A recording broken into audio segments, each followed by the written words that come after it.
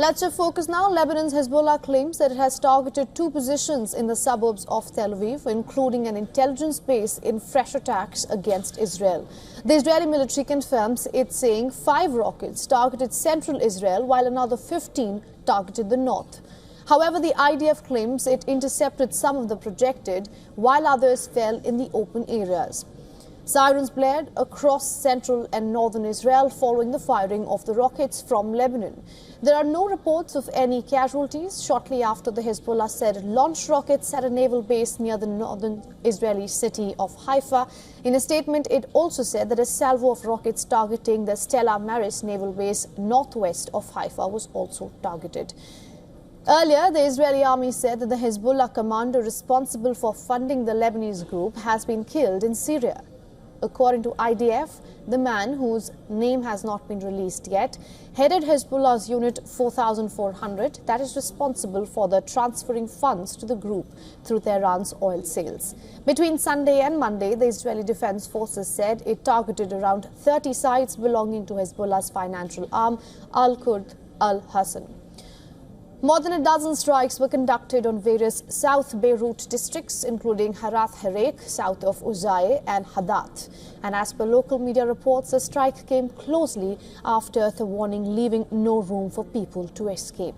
In the southern Beirut, the Israeli army claimed targeting a Hezbollah bunker under a hospital holding tens of millions of dollars worth of cash and gold during a series of strikes aimed at the group's financial network.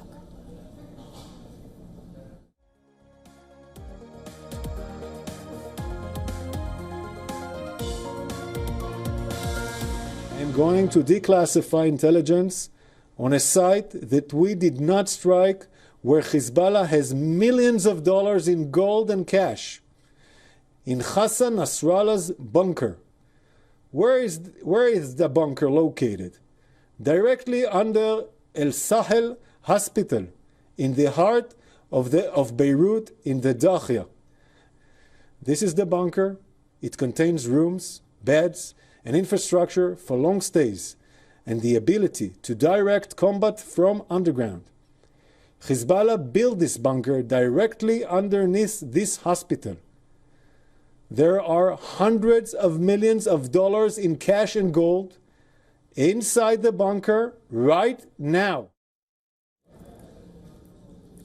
Though the Lebanese Health Ministry has denied these claims, Lebanon's Health Ministry on Tuesday said that at least 13 people, including a child, were killed in an Israeli strike near a South Beirut hospital the previous night, revising upward its initial toll of 4. Meanwhile, U.S. Secretary of State Antony Blinken has landed in Israel in a renewed push for a Gaza ceasefire. And Blinken will meet Israeli Prime Minister Benjamin Netanyahu. State Department said that the aim of this trip is to secure the release of all hostages and alleviating the suffering of the Palestinian people.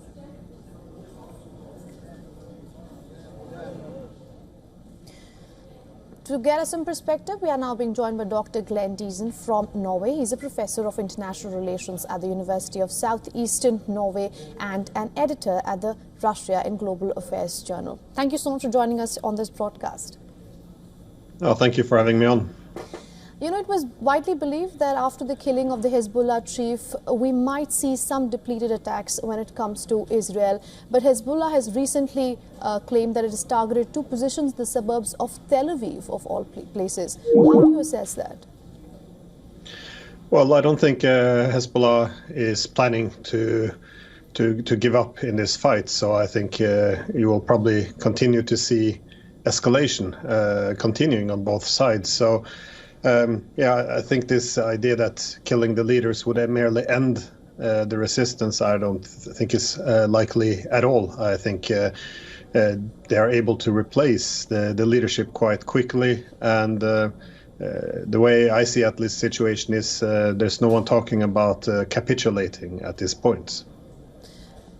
Dr. Diesen, it's interesting you say that decimating the leadership of Hezbollah is not going to mean that the war is going to come to an end, or the fighting would rather end. So in that case, when Israel claims that the end of Hezbollah and the end of Hamas in Gaza is going to be the end of war, then I have to ask, when is the war going to end? Well, it's hard to say. Again, I think what Hamas and Hezbollah represents is an idea. that is, I think it becomes very reductionist to merely represent them as terrorist organizations, because they are resisting what they see to be an illegitimate political solution in Palestine. So I don't see really an end to the war.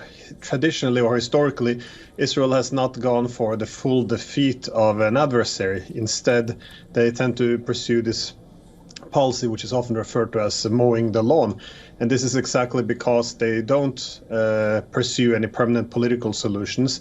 Because of this, they are required, the way they see it, to periodically weaken their adversaries, which means every now and then launch military operation against enemies to reduce their military capabilities, but also devastate them economically, which is why Israel has a tendency to strike both military as well as civilian targets. So as long as there's no willingness to pursue a political settlement with any of its adversaries, this is the general tactic. That is, every few years, they mow the lawn, which means to destroy and weaken adversaries. But again, this is not going to solve the problem. It's merely going to delay and continue the hostilities. And in this instance, due to the severity of these bombing campaigns, it's only going to fuel more resentment, not just in Palestine, but also in Lebanon, which will just add recruitment and external finance for these groups.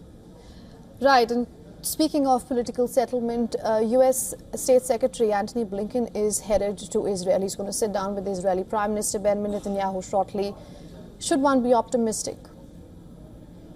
No, I think that the Americans are genuine, that they would like this war to dial down. They are very concerned that it's escalating, especially the risk of pulling in Iran. This is something they're very worried about. But they're not so worried that they're willing to say no to Israel. There's a lot of talk about taking a tougher line on Israel, but so far this hasn't actually manifested itself in any actual actions, as we now see that the United States could compel the Israelis to accept a ceasefire by limiting or even cutting off the weapons to Israel. Keep in mind that these are being fought mostly with American weapons, so the Americans are deeply involved in this. So I think at the moment they're willing to allow the Israelis to continue weakening adversaries or mowing the lawn, as they say, while the U.S. financed this, but meanwhile at the same time pushing openly, at least for diplomacy and a ceasefire, to have it both ways as it is.